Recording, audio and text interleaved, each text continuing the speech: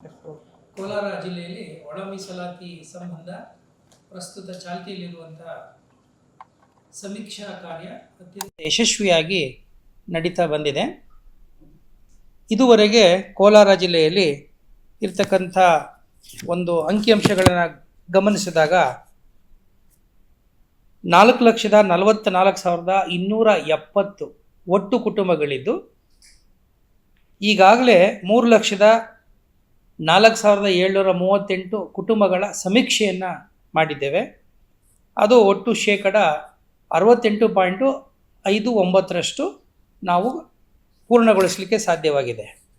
ಇದರಲ್ಲಿ ನಮ್ಮ ಜಿಲ್ಲೆಯಲ್ಲಿ ಪರಿಶಿಷ್ಟ ಜಾತಿಯ 1,32,534 ಕುಟುಂಬಗಳಿದ್ದು, ಇವುಗಳಲ್ಲಿ 83,371 ಕುಟುಂಬಗಳನ್ನು ಅಂದರೆ 60%. ಕೋಲಾರದಲ್ಲಿ ಐಸಿಎಸ್ಸಿ ಸಿಲೆಬಸ್ನ ಟಾಪ್ ಸ್ಕೂಲ್ ಪಟ್ಟಿಯಲ್ಲಿರುವ ಸರ್ ಎಂ ವಿಶ್ವೇಶ್ವರಯ್ಯ ಇಂಟರ್ನ್ಯಾಷನಲ್ ಸ್ಕೂಲ್ನಲ್ಲಿ 2025-26ನೇ ಸಾಲಿನ ನರ್ಸರಿಯಿಂದ 10ನೇ ತರಗತಿವರೆಗೆ ದಾಖಲಾತಿಗಳು ಪ್ರಾರಂಭವಾಗಿದೆ. ಹೈಟೆಕ್ ಸ್ಕೂಲ್ ಬಿಲ್ಡಿಂಗ್, ನುರಿತ ಶಿಕ್ಷಕರು ಹಾಗೂ ಎಲ್ಲ ವಿದ್ಯಾರ್ಥಿಗಳಿಗೆ ಸ್ವಿಮ್ಮಿಂಗ್ ಪೂಲ್, ಕ್ರಿಕೆಟ್, ಸ್ಕೇಟಿಂಗ್ ಸೇರಿದಂತೆ ಹಲವು ಕ್ರೀಡೆಗಳಿಗೆ ತರಬೇತಿ ನೀಡಲಾಗುತ್ತಿದೆ.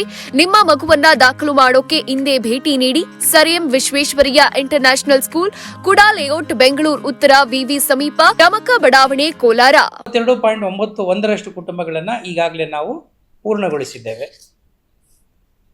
ಇನ್ನು ನಮ್ಮ ಜಿಲ್ಲೆಯಲ್ಲಿ ಸಮೀಕ್ಷೆಗೆ ಒಳಗಾಗಬೇಕಾಗಿರ್ತಕ್ಕಂಥ ಒಟ್ಟು ಪರಿಶಿಷ್ಟ ಜಾತಿಗಳ ಕುಟುಂಬ 49,164 ಉಳ್ಕೊಂಡಿದೆ.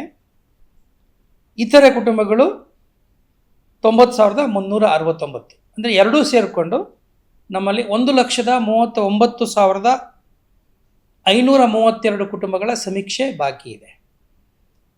ಸರ್ಕಾರದ ಆದೇಶದ ಪ್ರಕಾರ, ಮೊದಲಿನ ಆದೇಶದ ಪ್ರಕಾರ ಸಮೀಕ್ಷೆ 17ನೇ ತಾರೀಕು ಅಂದರೆ ನಾಳೆ ಮುಕ್ತಾಯ ಆಗಬೇಕಾಗಿತ್ತು.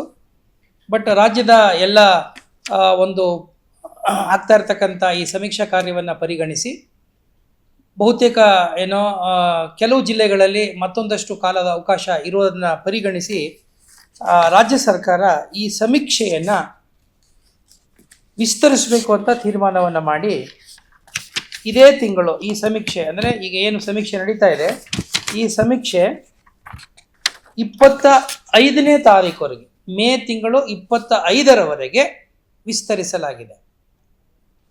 ಮೇ ತಿಂಗಳು 25ರವರೆಗೆ ವಿಸ್ತರಿಸಲಾಗಿದೆ. ಹಾಗೆ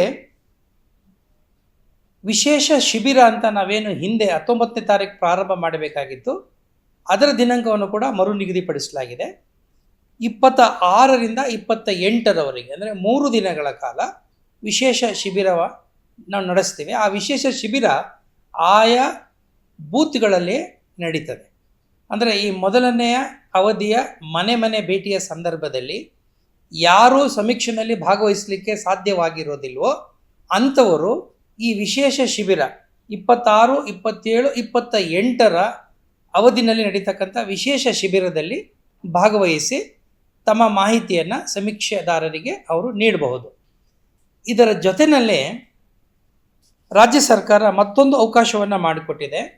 ಏನಪ್ಪ ಅಂದರೆ ಆನ್ಲೈನ್ನಲ್ಲಿ ಇವರು ಸಮೀಕ್ಷೆಯಲ್ಲಿ ಭಾಗವಹಿಸಲಿಕ್ಕೂ ಕೂಡ ಸಾರ್ವಜನಿಕರಿಗೆ ಅವಕಾಶ ಮಾಡಿಕೊಟ್ಟಿದೆ.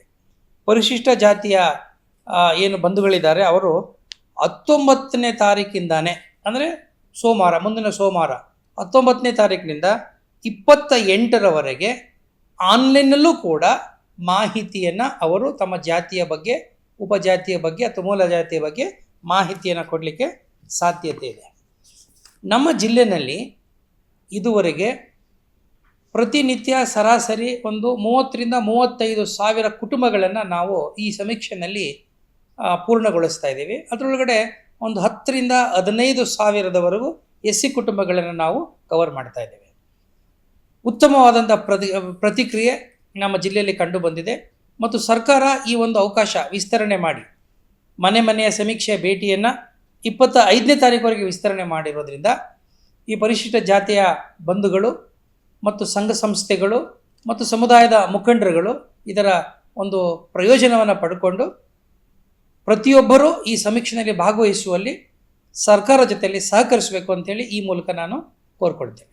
ಒಟ್ಟು ಸಮೀಕ್ಷೆ ಮಾಡಲಿಕ್ಕೆ ನಮ್ಮ ಜಿಲ್ಲೆಯಲ್ಲಿ 1538 ಏನು ಬೂತ್ಗಳಿದೆ, ಒಂದೊಂದು ಬೂತ್ಗೆ ಎನ್ಯುಮರೇಟರ್ಸ್ ಸಮೀಕ್ಷಾದಾರರನ್ನು ನಾವು ನೇಮಕ ಮಾಡಿದ್ದೀವಿ.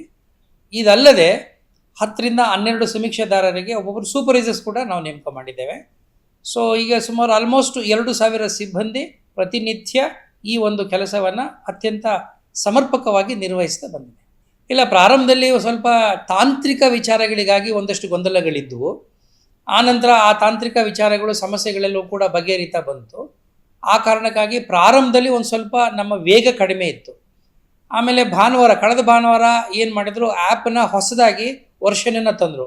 ಅದು ತಂದಾಗ ಒಂದು ದಿನ ಮತ್ತೆ ಸ್ವಲ್ಪ ಸಮಸ್ಯೆ ಆಯಿತು. ಬಟ್ ಈಗ ಕಳೆದ 4 ದಿನದಿಂದ ಆ್ಯಪ್ನಲ್ಲಿ ಆಗಲಿ ಅಥವಾ ಈ ತಾಂತ್ರಿಕವಾದಂಥ ಯಾವುದೇ ಸಮಸ್ಯೆಗಳು ಕಂಡು ಬಂದಿಲ್ಲ. ಹಾಗಾಗಿ ನಿರಾತಂಕವಾಗಿ ಸಮೀಕ್ಷೆ ಅತ್ಯಂತ ವೈಜ್ಞಾನಿಕವಾಗಿ ಮತ್ತು ಪಾರದರ್ಶಕವಾಗಿ ನಡೀತಾ ಇದೆ. ಇಲ್ಲ, ಅದೇನೆಂದರೆ ಒಂದು ಕಡೆ 2 ಕಡೆ ಆ ರೀತಿಯಾದಂಥ ಒಂದು ದೂರು ನನ್ನ ಗಮನಕ್ಕೆ ಬರ್ತಾ ಇದ್ದಂಗೆ ನಾವು ನಮ್ಮ ಎಲ್ಲ ಸಮೀಕ್ಷಾದಾರರಿಗೆ ಮತ್ತು ಟ್ರೈನರ್ಸ್ಗಳಿಗೆ ನಿರ್ದೇಶನವನ್ನು ಕೊಟ್ಟಿದ್ದೇವೆ. ಈ ಗೊಂದಲ ಇರೋದು ಕೇವಲ ಆದಿ ದ್ರಾವಿಡ, ಆದಿ ಕರ್ನಾಟಕ ಮತ್ತು ಆದಿ ಆಂಧ್ರ ಅನ್ನುವಂಥ ಆ ಗುಂಪಿನಲ್ಲಿ ಮಾತ್ರ. ಯಾಕೆಂದರೆ ಈ 3 ಜಾತಿಗಳಲ್ಲ, ಜಾತಿಗಳ ಒಂದು ಗುಂಪು. ಅದು ಯಾರಾದರೂ ಆದಿ ಕರ್ನಾಟಕ ಅಂತ ಹೇಳಿದಾಗ ಸಹಜವಾಗಿ ಅವರ ಮೂಲ ಜಾತಿ ಯಾವುದು, ಉಪಜಾತಿ ಯಾವುದು ಅಂತ ಕೇಳ್ತಾರೆ. ಈ 3ನ್ನ ಹೊರತುಪಡಿಸಿ 98 ಜಾತಿಗಳು ಸಾರ್ವಜನಿಕರು. ಆ ಜಾತಿಯವರು, ನಾವು ಈ ಜಾತಿಯವರು ಅಂತ ಹೇಳಿದ್ರೆ ಮತ್ತೆ ಅವರು ಯಾವುದೇ ರೀತಿಯಾದಂಥ ಉಪಜಾತಿಯಾಗಲಿ ಮೂಲ ಜಾತಿಯಾಗಲಿ ಕೇಳುವಂಥ ಅವಶ್ಯಕತೆ ಇಲ್ಲ. ಇದನ್ನು ಭಾಳ ಸ್ಪಷ್ಟವಾಗಿ ನಮ್ಮ ಎಲ್ಲ ಗಣತಿದಾರರಿಗೂ ಕೂಡ ನಾವು ಮನವರಿಕೆಯನ್ನು ಮಾಡಿಕೊಟ್ಟಿದ್ದೇವೆ. ಸಿಗ್ತದೆ, ಏನು ತೊಂದರೆ ಏನಾಗಲ್ಲ. ಯಾಕೆಂದರೆ ಸಾಕಷ್ಟು ಪ್ರಚಾರ ಆಗಿದೆ ಮತ್ತು ಇದು ಸಹಜವಾಗಿ ಅವರು ಇದನ್ನು ಆಸಕ್ತಿಯಿಂದ ಭಾಗವಹಿಸ್ತಾ ಇದ್ದಾರೆ. ಯಾಕೆಂದರೆ ಇದು ಮುಂದಿನ ಒಂದು ಪೀಳಿಗೆಗೆ ಬಹಳ ಮುಖ್ಯವಾದಂಥ ಒಂದು ದತ್ತಾಂಶ ಆಗೋದ್ರಿಂದ ಆ ದತ್ತಾಂಶವನ್ನು ವೈಜ್ಞಾನಿಕವಾಗಿ ಮತ್ತು ಪಾರದರ್ಶಕವಾಗಿ ಪಡ್ಕೋಬೇಕು ಅನ್ನೋದು ಸರ್ವೋಚ್ಚ ನ್ಯಾಯಾಲಯದ ನಿರ್ದೇಶನ ಮತ್ತು ನಮ್ಮ ರಾಜ್ಯ ಸರ್ಕಾರದ ಆಶಯ ಆಗಿರೋದ್ರಿಂದ ಸಾರ್ವಜನಿಕರು ಬಹಳ ಉತ್ಸುಕತೆಯಿಂದ ಈ ಒಂದು ಸಮೀಕ್ಷೆ ಕಾರ್ಯದಲ್ಲಿ ಭಾಗವಹಿಸ್ತಾ ಇದ್ದಾರೆ. ಅದನ್ನು ನಾವು ಗಮನಿಸ್ತಾ ಇದ್ದೀವಿ. ಬಹುಶಃ ಇನ್ನೊಂದು 4-5 ದಿನದೊಳಗಡೆ ಇಡೀ ಸಮೀಕ್ಷೆ ನಮ್ಮ ಜಿಲ್ಲೆಯಲ್ಲಿ ಸಂಪೂರ್ಣಗೊಳ್ಳ ಮಾಡ್ತೀವಿ.